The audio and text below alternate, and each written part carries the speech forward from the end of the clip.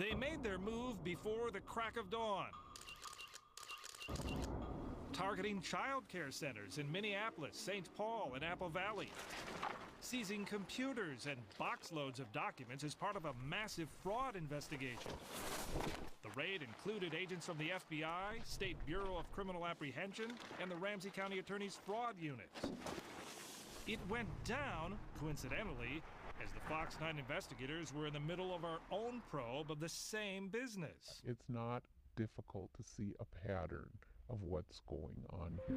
What is going on? It's terrible how it's misused. We spent 3 months digging through records, doing surveillance, talking with insiders. It's big. It's bigger than I think the state realizes. To expose a scheme that's costing tens of thousands of taxpayer dollars a week. It's a lot of work, and you have to make sure that, everything is following the rules. Yasmin Ali is the owner of Deco Family Centers. This is her giving a tour to an undercover Fox 9 producer. A lot of people that we work with that are low-income families. Ali tells our producer that many of her customers are on assistance. They qualify to have the government pay for their kids' child care. They can get that help if they're working, training for a job, or hunting for one. I think it's doing a disservice to the people that truly do need child care assistance. We interviewed 4 Deco employees who have intimate knowledge of the operation. They've also shared information with government fraud investigators. 2 agreed to talk on camera as long as we disguised them. So they were misrepresenting a lot of what was going on there. Exactly. According to our sources, Deco was actively recruiting women who qualify for child care assistance and offering them jobs at the centers, some to watch their own kids. A fact these moms confirmed to us. Hello. Do you work here? Yeah. You do? How many children do you have? 2? And the children come here as well? Yeah. Who pays for their child care? For the child care money? Yes. The county. The county. Deco then bills the county for child care while the moms are supposedly working. Were these legitimate jobs or not? No, there were too many that were being hired. We didn't even need that many. Our informants tell us that only a small percentage of the moms did anything. 2%. 2%. Did some kind of work. Did some kind of work. Sometimes they would come in, sign their children in, sign themselves in, and go grocery shopping. Our sources say the more children a woman had to enroll in child care, the more she'd make per hour, even though she had the same job title as all the other moms. The reason for that is because then they had more assistance for each of the families. On numerous occasions, we saw lots of women coming to the centers, each with 4, 5, or more kids in tow. Her value was in how many children she had. According to government records, Deco's Minneapolis and St. Paul centers were each eligible to receive nearly $50,000 in child care assistance funds every 2 weeks. Do the math.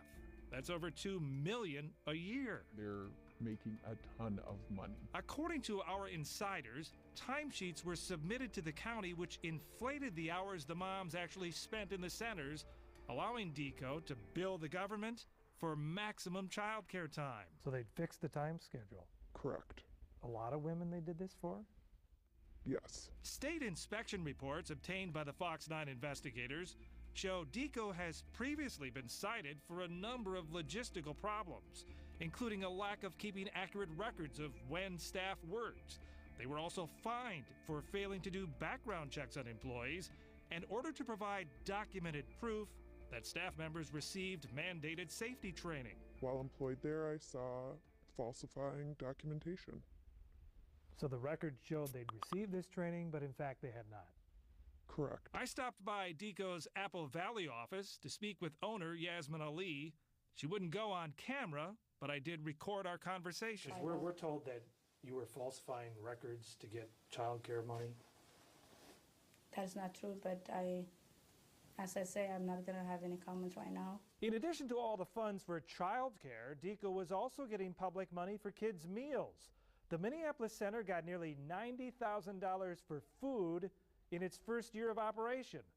This place did the catering. It's owned by Yasmin Ali's brothers.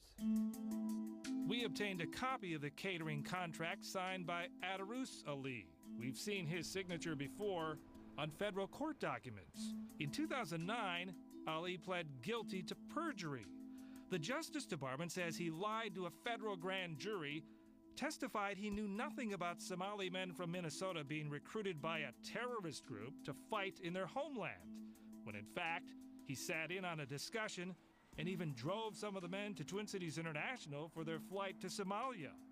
Ali did not respond to numerous requests by the Fox 9 investigators for an interview.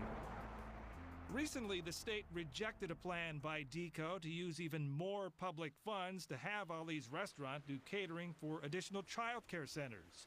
Regulators said the proposal was double the normal cost and full of inaccuracies and incomplete documents. Item 29 is that one. This one here? Yep. Okay. Fraud investigators are now sorting through thousands of records and computer files taken during the raid of DECO's offices. So far, no charges have been filed. Here she is. We tried again to ask owner Yasmin Ali about the criminal investigation and what we were told by some of her own employees. Could I ask you a few questions, please? I'm not talking to anybody. If I were you, I would just get out of here. You're not allowed to be here. I'm Fox 9 investigator Jeff Bellion. The criminal investigation of DECO Child Care Centers is being spearheaded by the Ramsey County Attorney's Office. Because it is an ongoing investigation, they would not discuss the case or comment on the findings.